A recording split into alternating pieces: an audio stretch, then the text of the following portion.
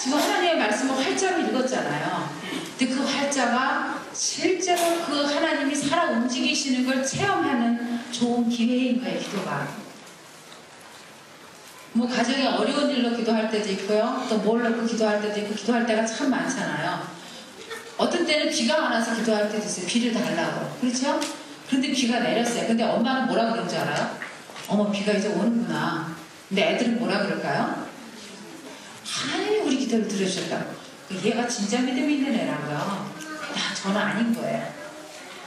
하나님이 왜 우리 기도를 들어주시지 않았던가. 이제 나중에 생각할 수도 있고요. 그다음에 그 기도를 들어주셔서 어떻게 되는가.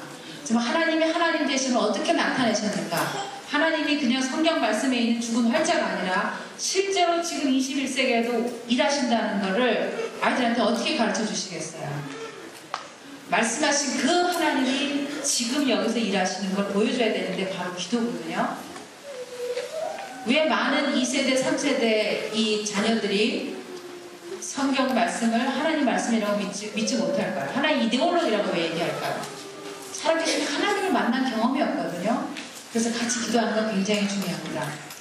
혹시 우리 중에 전부 골방에 들어가서 엄마는 따로, 아빠는 따로, 넌 애는 따로 이렇게 큐티를 할 수도 있다고 봐요. 근데 어떤 때는 그렇게 할 필요가 있다고 봅니다. 그러나 온 가족이 하나가 돼서 하나님 앞에서 같이 말씀을 받고 같이 기도하고 같이 껴안고 이 축복은 골방에서는 곤란하죠.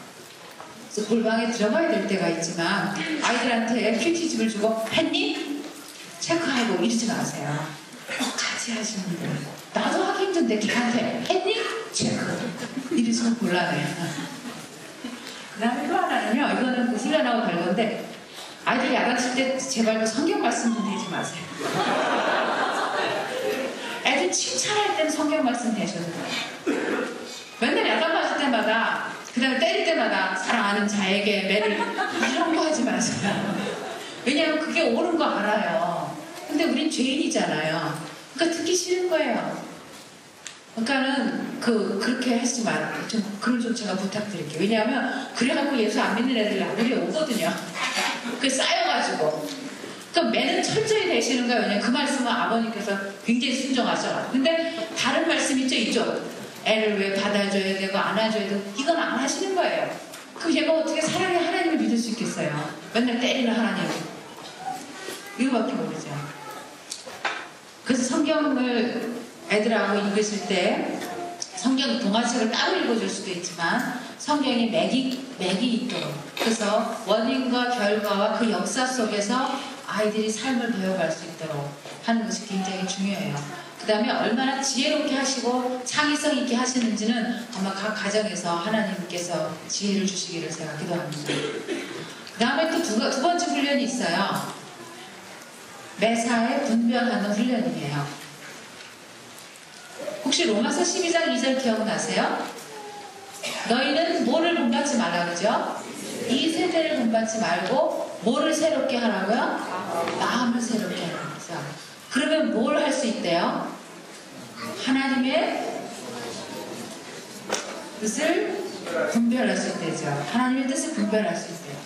이 세대를 본받지 말라. 이 세대는 아시죠? 그럼 마음을 새롭게 함으로 뭘 마음을 새롭게 함으로? 내 가슴을 뜨겁게 함으로?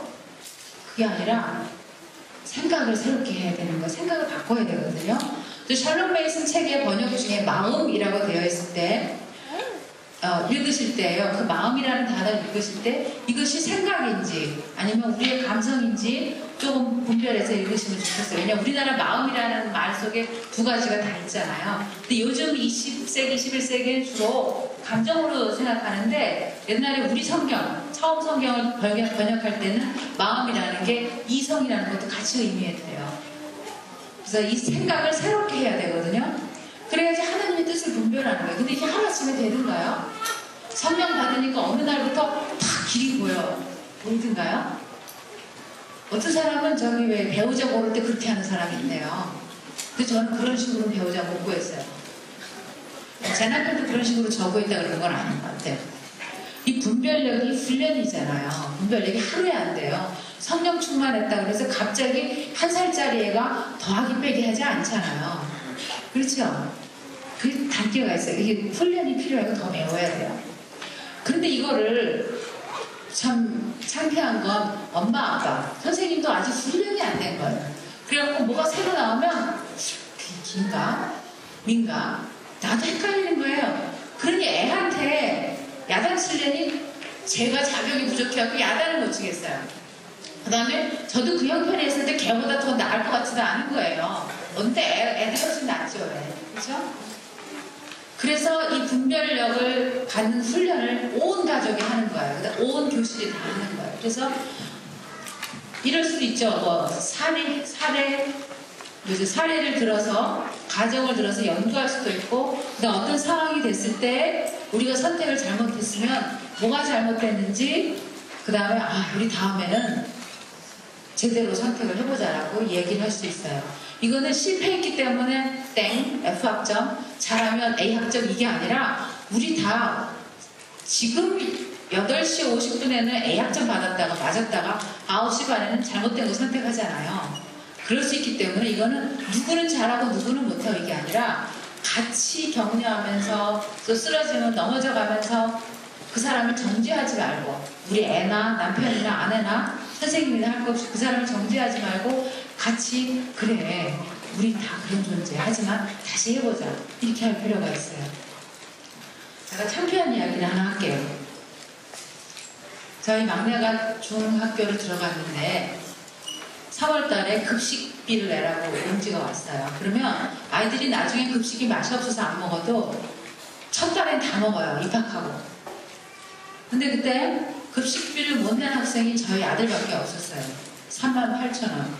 제가 기억하고 있는 몇 개 안 되는 숫자 중에 하나인데 저는 잊을 수가 없거든요. 왜 38,000원이 없어서 애를 못 줬을까? 그때 저희가 굉장히 어려워가지고 생활비를 계속 못 받고 있기 때문에 쌀도 없는 거예요. 저 솔직히. 제 남편은 그때 뭐 본의 아니게 금식을 해서 쌀이 없어가지고. 저희는 이제 있는 거 갖고 최대한 늘려먹는 거죠. 근데 도시락은 얘는 싸줄 수가 있었어요. 왜냐면 우리가 덜 먹고 싸주면 되는데 38,000원이 없더라고요. 그래서 이제 급식비를 못 내는데 하루는 애가 와서 하는 말이, 엄마 급식비를 못 냈다고 선생님 일어나라 그랬어요. 그래서 그래?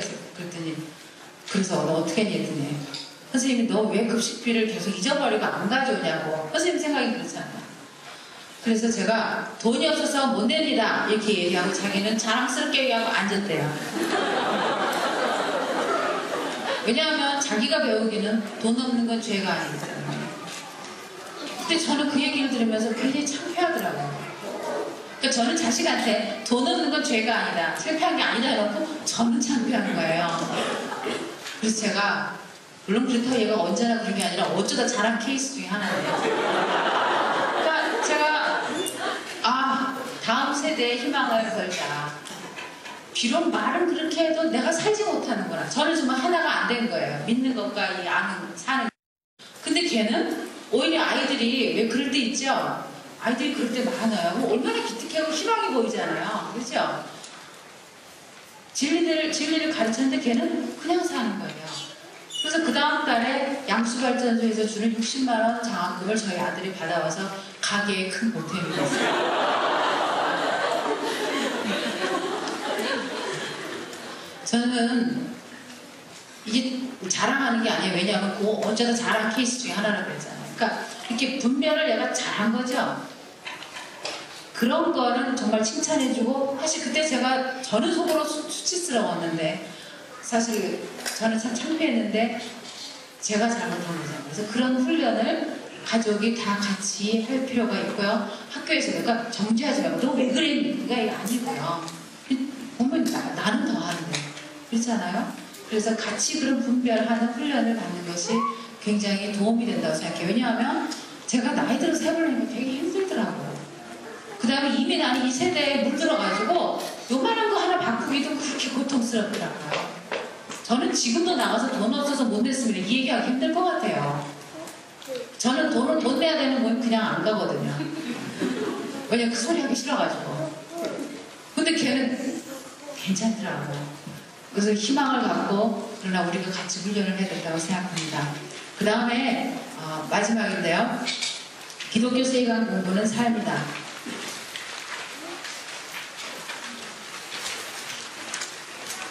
아까 믿는 것과 사는 것이 일치가 안 된 거에 대해서 얘기를 했는데 이때가 바로 우리가 제일 힘든 것 같아요. 왜 우리가 성경 공부하는 것도 할 수 있고요. 기도도 할 수 있죠. 근데 이 삶이 안 받쳐주는 거예요. 혹시 삶이 나를 어느 정도 받쳐준다고 생각하시는 분 손 주셔도 되는데요. 자신 없죠, 그렇죠? 삶이 안 받쳐주는 거예요. 근데 저희 라브리의 존재 목적이 뭐냐 하면 하나님이 살아계시다는 것을 가르침과 삶으로 드러낸다. 이게 라브리의 존재 목적이에요. 그래서 그것이 안 되면 닫아라. 이렇습니다. 그런데 저랑 저희 남편이랑 라브리에 꽤나 오래 있었잖아요. 근데 이게 지금도 안 되는 거예요. 그래서 제가 이 목적을 달성하지 못하는 간사는 내쫓는가. 제가 이제 그런 생각을 혼자 해보기도 하는데 아직은 그래도 목숨이 붙어 있어가지고 아직 살아있는데요, 라브리에. 가정과 학교도 마찬가지예요. 가르치면 가르침과 삶으로 하나님이 지금도 살아계시다는 걸 드러내야 되잖아요. 이게 너무 힘든 거예요. 그래서 이제 아침에 우리가 성경을 다 읽었다고 치고 지금 이제 시작을 해볼까요? 하루를? 시작을 했어요. 이제 방학 때라고 해볼게요. 왜냐하면 애들하고 방학 때 가장 오래 있잖아요. 그렇죠? 방학 때 있는데 이제 장애 갈 때도 데리고 가고 뭐 할 때도 같이 하고 뭐 이제 이러잖아요. 그런데 아이들이 이제 뭐 식훈동 한 거예요. 그래서 우리 이제 청소를 다 같이 하자. 그래서 각자 방을 너희들이 이제 뭐 초등학교 3학년, 4학년 이렇게 됐으니까 네 방은 너희들이 좀 정리를 해라. 그리고 엄마가 일주일에 한 번은 엄마가 청소해 주마. 그렇지만 다른 날은 니네가 청소를 해라. 그랬는데 애들이 뭐라 하냐면 싫어요. 그렇죠? 근데 솔직히 나도 싫어요 하고 싶어요. 그렇죠? 근데 지금 제가 이 명령을 내렸기 때문에 싫어요를 할 수가 없는 입장이지. 나도 싫어요. 그런데 이걸 어떻게 하면 하게 할까요? 그 다음에 청소하는 일이 하나님하고 무슨 관계가 있을까요? 이렇게 물어봐요, 애들이. 청소하는 거하고 하나님하고 무슨 상관이 있는데요? 왜냐면 삐딱선을 타는 중이잖아요. 제가 자서도 삐딱하게 물어보죠. 그러면 뭐라고 대답을 할까요? 대답이 뭐 다양하게 지혜롭게 할 수 있다고 봅니다. 뭐 셰익스피어가 말한 것처럼 하나님 궁전에 뭐 마당을 쓴다고 얘기도 할 수 있겠고요. 그렇죠? 또 청지기로서 너에게 준 이곳을 네가 마땅히 해야 된다고 얘기할 수 있겠고요. 그 다음에 하나님이 너에게 주신 그 재주를 얼마나 잘 쓰는지, 그 다음에 하나님이 너에게 주신 온갖 생각과 창의력과 상상력을 써서 얼마나 멋지게 청소하는지도 할 수 있고요. 온갖 걸 다 해본다. 근데 또 안 먹혀 들어갈 때가 있어요. 그러면 그래, 그럼 오늘은 쉬자. 이럴 수도 있다고 봐요. 저도 그러거든요. 도저히 안 될 때 있잖아요. 그럼 할 수 없는 거죠. 그렇지만 청소하는 것이 하나님과 무관하진 않다는 것을 부드럽게, 지혜롭게, 굉장히 흥미있게 들려줄 필요는 있다고 봐요. 그래서 아이들이 음식하는 걸 같이 하는 걸 굉장히 좋아하죠. 근데 엄마들은 좋아하세요? 현재 일하고 계시는 분들 많으신데. 왜요? 어질르기만 하니까. 그렇죠? 그런데 사실 하나님한테 지혜를 구해야 돼요. 아이들이 이렇게 하고 싶은데 우리가 두 가지 예를 들어 하나는 위험하기 때문에, 불이 위험해서, 하나는 어질르기 때문에 어떻게 이 두 가지 문제를 해결하면서 아이들이 이렇게 하고 싶은 걸 하게 할 수 있을까? 지혜를 한번 구해보세요. 한 번이 아니라 여러 번이에요. 저도 상당히 지혜를 많이 구했고요. 지금은 저희 아이들이 저보다 밥을 잘해요. 근데 그때는 콩나물이 다 죽어서 나올 때도 있었고요. 너무 주물러가지고. 그 다음에 볶았는데 냄비 안에 있는 거보다, 프라이팬 안에 있는 거보다 바깥에 있는 게 더 많을 때도 있고요. 이런 날들이 다 있어야지 잘하지. 어느 날 갑자기 25살이 됐는데 잘하나요? 안 그렇잖아요. 그 다음에 아이들을 책상에만 앉아가지고 공부하게 하지 말고 실제 물건을 만져보게 하세요. 이게 살아있는 교육이고 샬롬 예수님이 있는 거예요. 아이들이 장난감 갖고 노는 것보다 냄비 갖고 노는 거 더 좋아해서 싱크대 문 여는 애들 굉장히 많죠. 어린애들. 실제 물건을 갖고 만지고 싶은 거예요. 그 다음 플라스틱 꽃이 아니라 진짜 꽃을 만지고 싶고 진짜 벌레를 만지고 싶은 거예요. 곰인형이 아니라 실제 고양이를 만지고 싶어요. 왜냐하면 우리는 다 관계를 맺고 살게 돼 있기 때문에. 그래서 이 삶 속에서 그 모든 것이 하나님이 주시는 삶이고 풍성한 삶을 누리는 거잖아요. 아까 우리가 하늘소리 오케스트라 음악을 들었는데 혹시 여러분 우리 중에 그런 사람이 없겠지만 저 음악하고 하나님하고 무슨 관계가 있을까? 혹시 이렇게 생각하시는 분 계세요? 음악을 연주하고 즐기고 이 모든 것이 우리의 풍성한 삶을 누리는 이 모든 것이 사실 하나님이 기뻐하시는 거잖아요. 죄 짓는 거 빼고. 그렇죠?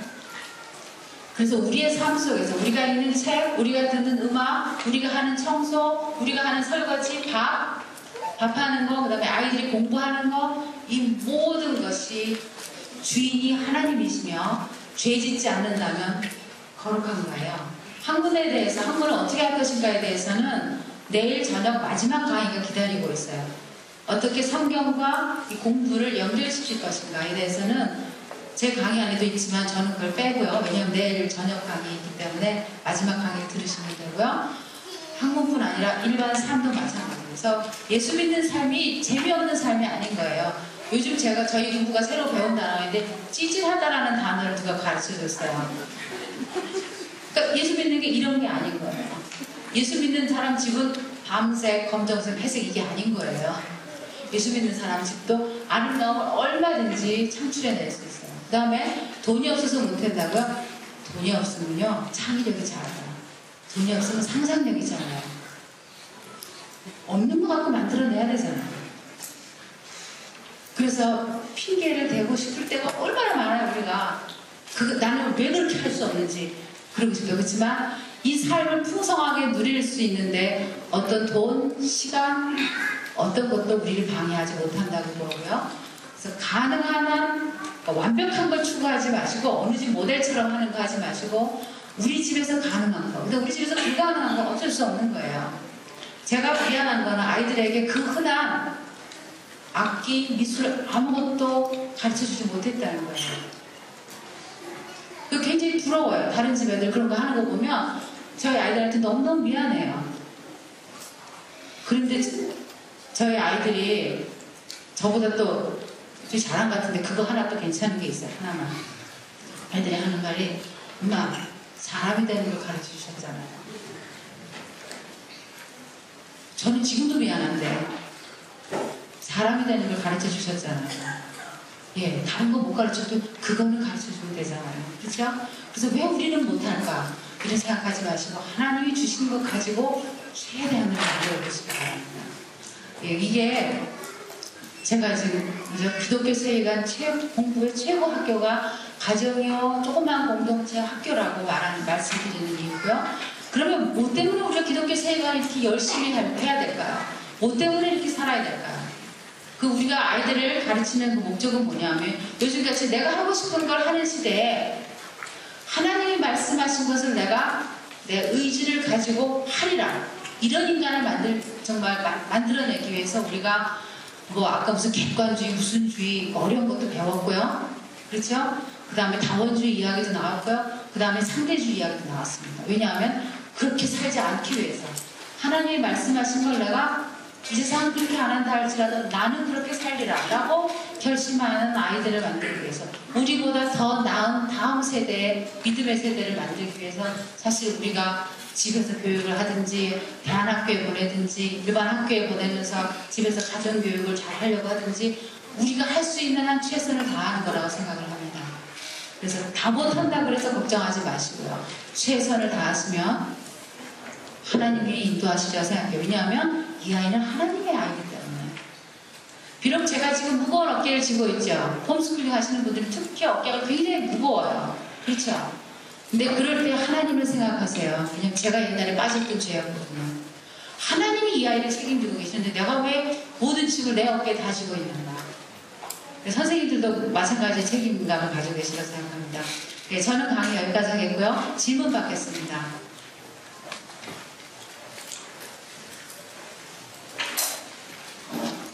예, 끝까지 다 갔어요. 이제 강의 안 보시면서 벌써 끝났나? 이렇게 보시는데 끝까지 다 했어요. 혹시 질문 있으세요?